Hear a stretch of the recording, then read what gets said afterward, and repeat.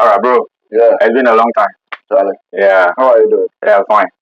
The last time we met, I think that was how many months?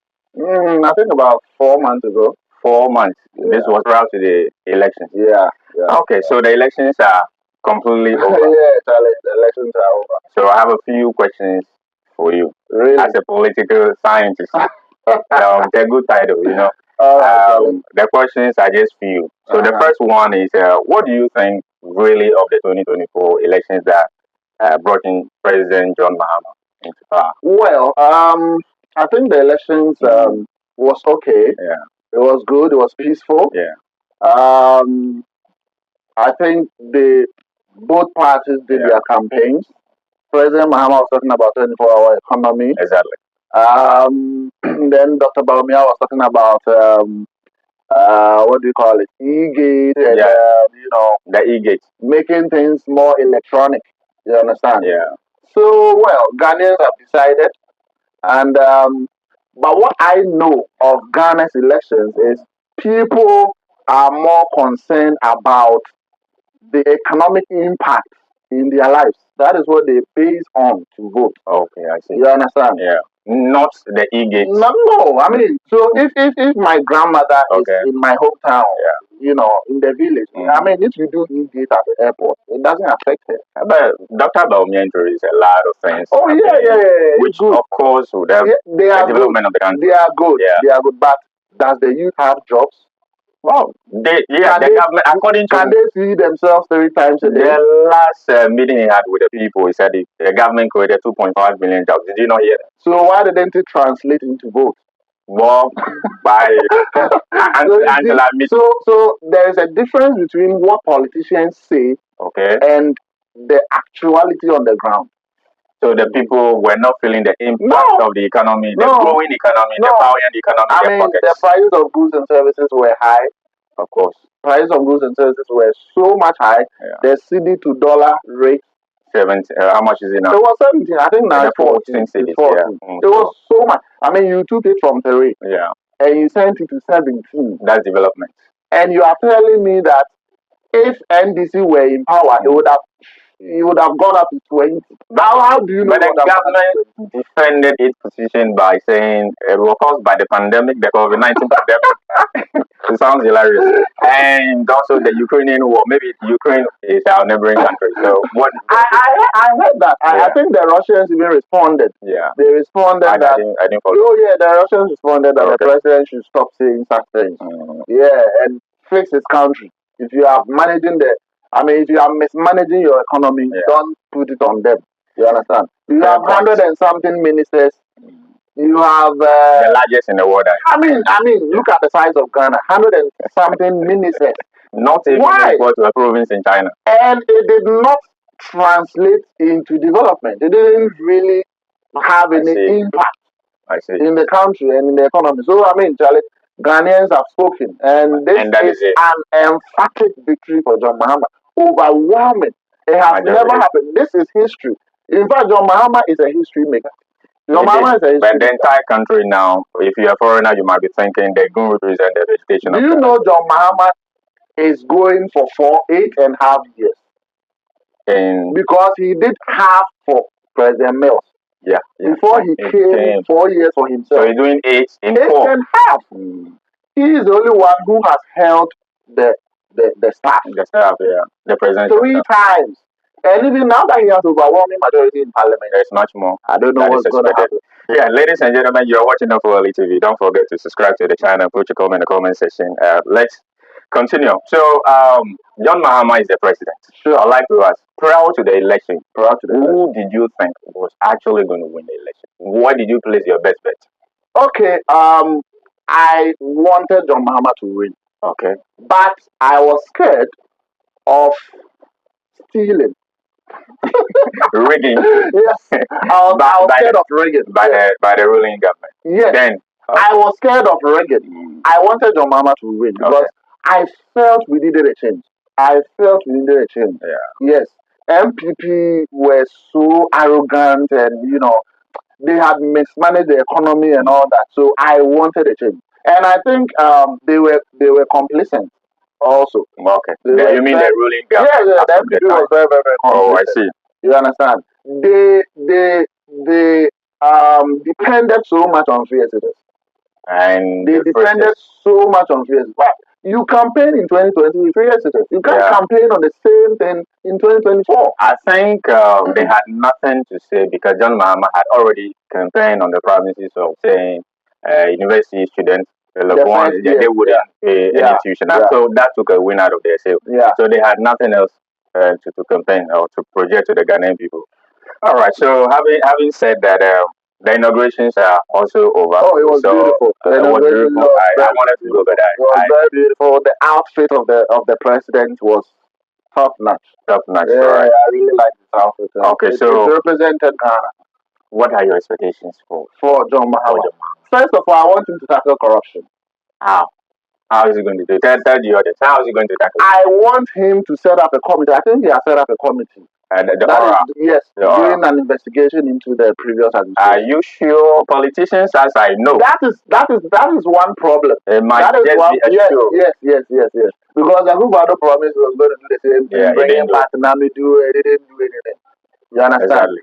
So we are hoping that he does what he says. Okay. You understand? Exactly. I want him to tackle corruption. Number one, anybody who has mismanaged his office.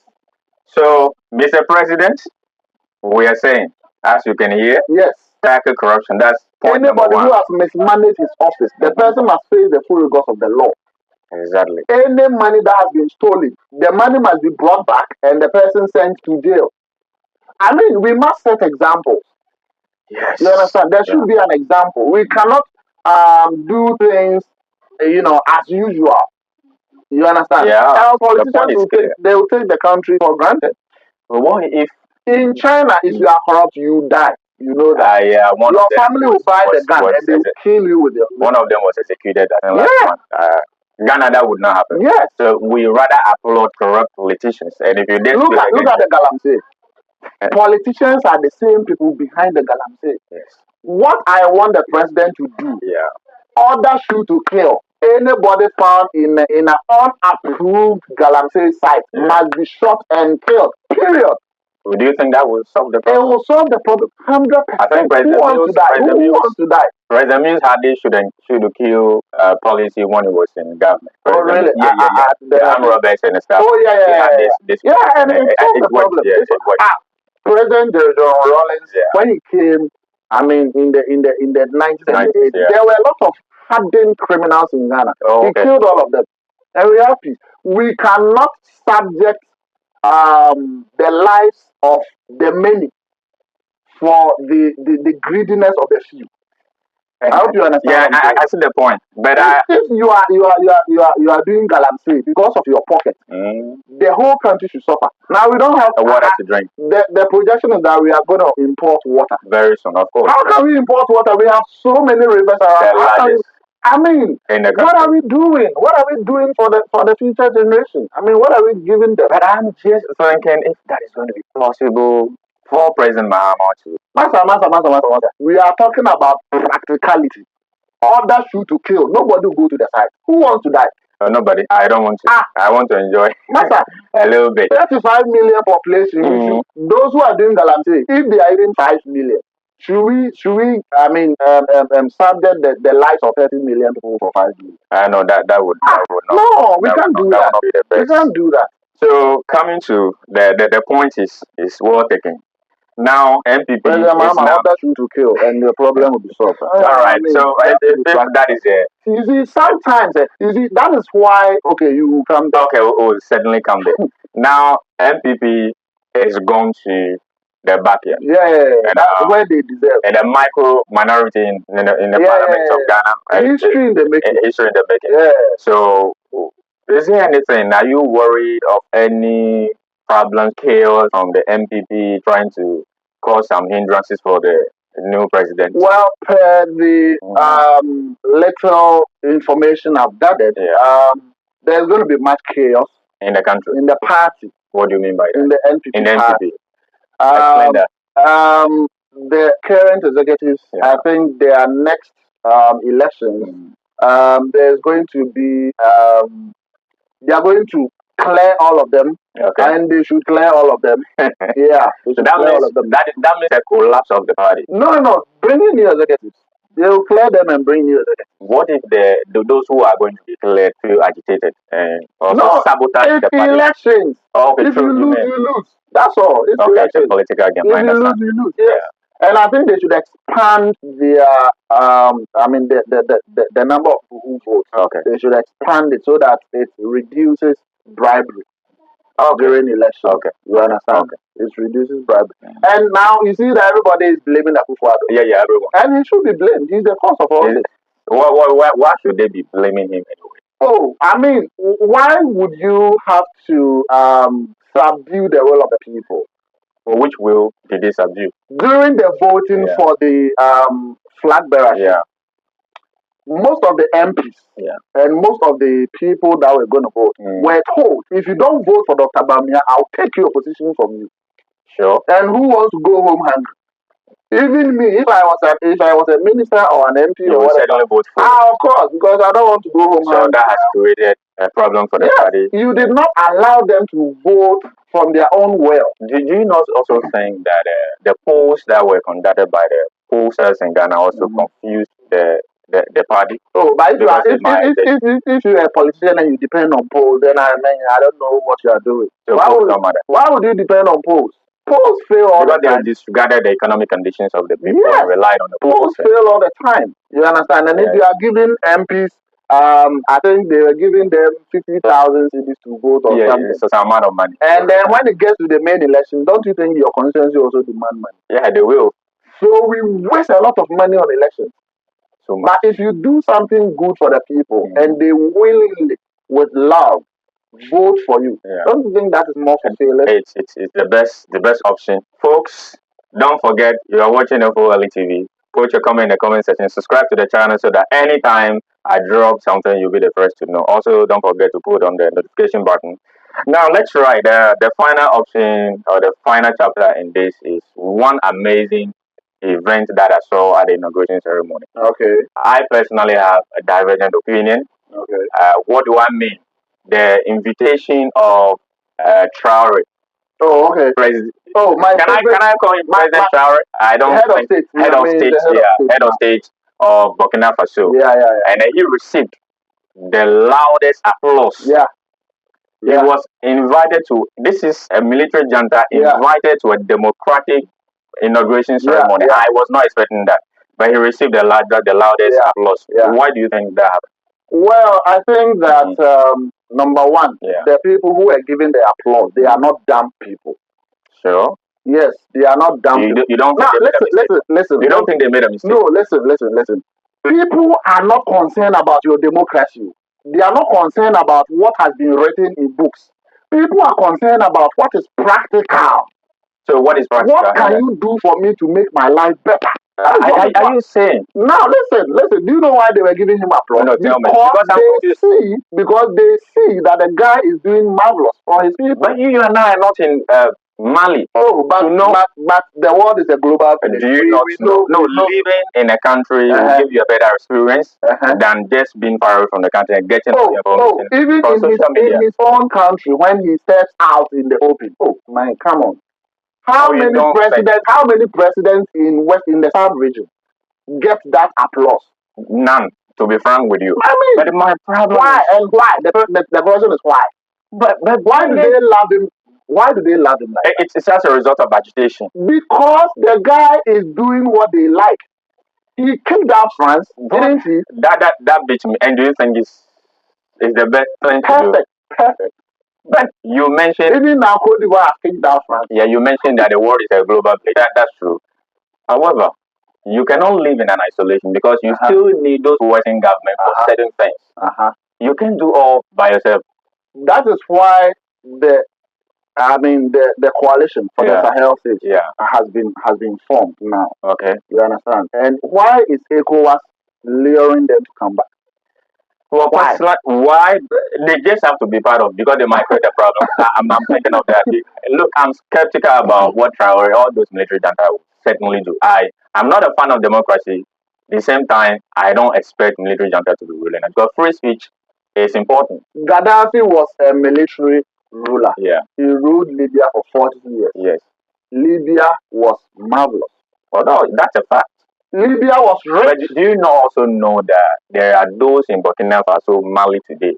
They can't just basically say whatever they want to say freely. I mean, to express themselves, they are you can criticize constructively. Yeah. You understand? Yeah. You can say, "Oh, Mr. President, this thing that you did it this way. Yeah. I think if we do it this way, it will be much better. Nobody's going to kill you for that." You understand? Yeah. But if you criticize with anger, yeah, and with hatred towards the government, so you think such a person should be, arrested? Oh, some people disappear. No, not arrested per se. Mm-hmm. But for example, I heard that somebody criticized that the military is not doing well with the terrorists. So they called the person and gave him a uniform to go and help. that is practicality. Yeah, I think I like that one. Yeah, that is practical. So with your experience, please kindly go and help us to finish them. It's good. Yes, you cannot just criticize without you don't even know anything about what is happening there. You are just sitting in your home comfortably criticizing. So, in your view, I love Traore. You love Traore. I am just skeptical about him. I don't know what he's going to do. I'm just waiting to see the next 5 years. Why do you think there have been so many assassination attempts on his life? Yeah, it might also mean that there are some people who want him out. Why do they want him? And those people mostly are not his own people. They are the Westerners. France, say it. Why are you afraid? No, not that I'm afraid, but France wants Traore out. It's always somebody amongst us. Why does France want Traore out? Because Traore's governance, or his ruling, does not inure to the benefit of France. Now we hope to see. Why should you sit in your country and be benefiting? That will be either France is benefiting from Burkina Faso or any African government. What I would say, that would be a different argument that we're going to have on a different day to see if we are the ones making the mistake or they are the ones making such a mistake.